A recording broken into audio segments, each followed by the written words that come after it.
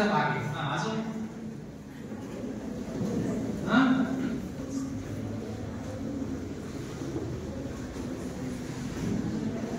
चांगलं अन्न खातो, बरोबर ना. अन्न त्याच्यामध्ये पोळी, भात, भाजी, सकाळी अंडे असतात आपल्याकडे, बरोबर ना, चिक्की, त्याच्यानंतर दूध, ह्या सगळ्या गोष्टी आपण आपल्या पोटात गेले कसं हे आपल्या इथे ओरोफिकल ट्रान्समिशन, आपण टेक्निकली त्याला ओरोफिकल, ओरो म्हणजे तोंड, म्हणजे आणि असंच फिरत राहतात तिकडे तिकडे. मग आपण आडवणी पाय फिरलं तर पायावाटे आत जातील.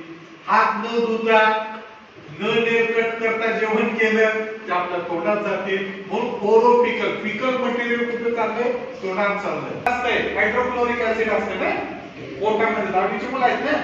मग त्या हायड्रोक्लोरिक ऍसिड ती अंडी असताना त्याच्यावर टाकतात, तिथे त्यांची वाढ होते. मग वाढ होण्यासाठी त्यांना काय लागतंय? रक्त लागतंय, ताकद लागतंय, अन्न पदार्थ लागतात ना, अन्न घटक लागतात. ते कुठून? जास्त मोठा झाला की पोट दुखायला लागतंय, इंटेस्टाइनल ऑब्स्ट्रक्शन पण होतंय. कधी कधी इमर्जन्सी मध्ये ऑपरेशन करून जंत काढावं लागतो पोटातून, एवढे मोठे जंत पण असतात.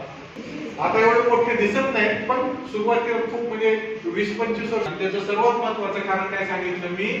वर्म इन्फेस्टेशन, म्हणजे जंताचा प्रादुर्भाव. आता हे टाळायचं असेल तर काय करावं लागेल आपल्याला? आता तुम्हाला सांगितलं त्याचा त्रास सांगितलं काय होतंय तुमच्या दृष्टिकोनातून. आणि सर्वात महत्वाचं मुलं काढायला लागतात, त्याच्या एक्स्ट्रा करिक्युलर ऍक्टिव्हिटी मध्ये मागे पडायला लागतात. हे जर टाळायचं असेल तर आपल्याला जंताचा ते कसं रोखता येईल? हे स्वच्छता, जसं या मित्रांनी सांगितलं, गेल्यानंतर टॉयलेटून आल्यानंतर हात धुवायचे, पहिली गोष्ट त्यांचं नावाचा कार्यक्रम. तर आता तुम्ही मुलं अडोलसेंट एज ग्रुप मध्ये येते, बरोबर आहे. आफ्टर 13 नंतर किंवा 11 नंतर सुद्धा आपण त्याच्यामध्ये फॉर्म करतो. तर भारतामध्ये सर्वात मोठा जर काही प्रॉब्लेम असेल, काय असेल सांगता येईल आपल्याला कुणाला? त्यापेक्षा आहे सर्वात मोठा काय अडचण, काय त्रास आहे भारतातल्या लोकांना? ठीक आहे बघा, जो NFHS पाहिजेचा डाटा जो रिलीज झाला किंवा जे नवीन सर्वेक्षण तुमच्या गटातील हे रक्तक्षयाने ग्रस्त आहेत. आता तुम्हाला कळणार नाही रक्तक्षय म्हणजे काय प्रकार. तर आता मी काही प्रश्न उत्तर विचारतो, त्याची उत्तर तुम्ही द्यायचे.